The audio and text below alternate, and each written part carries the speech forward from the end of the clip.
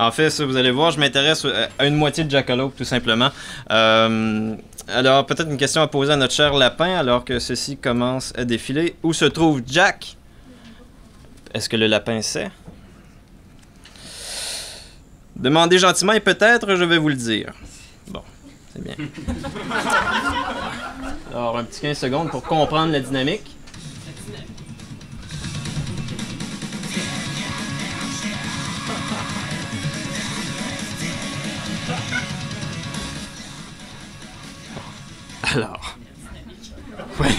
Alors, dans le vidéoclip de la chanson Endless Teeth, interprétée par le groupe Cybergrind Genghis-Tron, réalisé par Sean O'Connor, un monstre vert aux longues dents poursuit un lapin blanc. Passage clé du vidéoclip, le lapin, le Drunk King selon les paroles, se retrouve dans un cimetière. Sur les pierres tombales, les épitaphes suivantes: I'm late, fuck you et here lies Jackalope. Les premières et dernières sont importantes. I'm late, nous rappelant les mots du lapin blanc d'Alice in Wonderland, et de ce fait que le passage entre le monde intérieur et extérieur doit être découvert par un autre moyen. La pierre comportant les mots Here lies Jackalope nous donne cependant le fil que l'on doit suivre pour retrouver ou garder féconde une certaine vie intérieure. En effet, sur la pierre tombale du Jackalope se retrouve un crâne d'antilope. Aucune trace de la carcasse élancée du lièvre, le Jackrabbit. Il faut donc croire que ce Jack, la moitié résiduelle de l'animal hybride, traîne encore dans le coin. Mais où? Si on n'aperçoit pas si facilement un Jackalope entier, en trouver la moitié devrait être tâche plus difficile encore.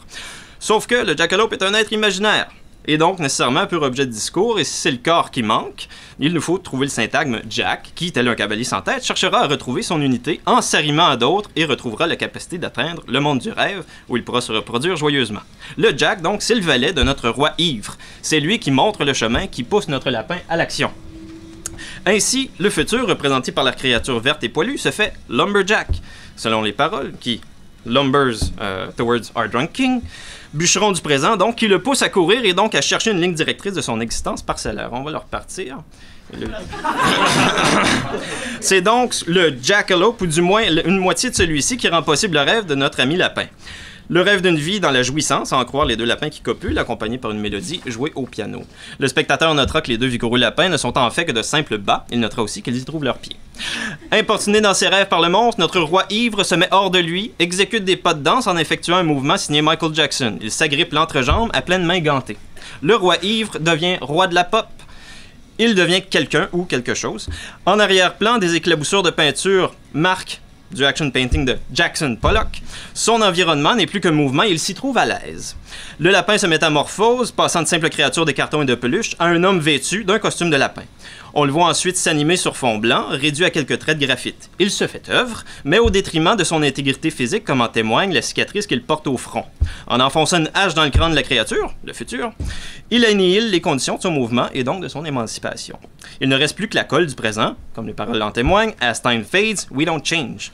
Le lapin n'est plus qu'un simple Jack, un type ordinaire, engoncé dans la routine. Alors retournons au début du clip à cette créature qui bûche le présent. Il n'est plus bûcheron, mais il se contente simplement d'encombrer, d'ensevelir le roi ivre. To lumber, c'est aussi encombrer, accumuler, etc. En s'accrochant au nom Jack, l'homme ordinaire s'approprie son existence et tente d'en faire une œuvre comme évoqué plus tôt. Il tente de se façonner. Être une œuvre, écrit Chantal Delsol, veut dire avoir un nom, et l'existence éparpillée n'a pas de nom. Elle n'inscrit pas de traces reconnaissables. L'œuvre d'existence laisse un ordre dans le désordre. Fin de la citation. Œuvrer à son existence, c'est voir le futur se recroqueviller au creux de la main. Donc, future folds in our hand. C'est se disperser au fil d'une course effrénée en espérant que quelque chose passera, que le Jack, les 1/4 inch Jack, trouvera un endroit où s'insérer pour y laisser passer ne serait-ce qu'un rien, peut-être quelques spermatozoïdes. Ce qui importe, coûte que coûte, c'est de s'inscrire, de s'insérer dans une époque qui saigne avec son Jack, en espérant que le courant passe. Voilà.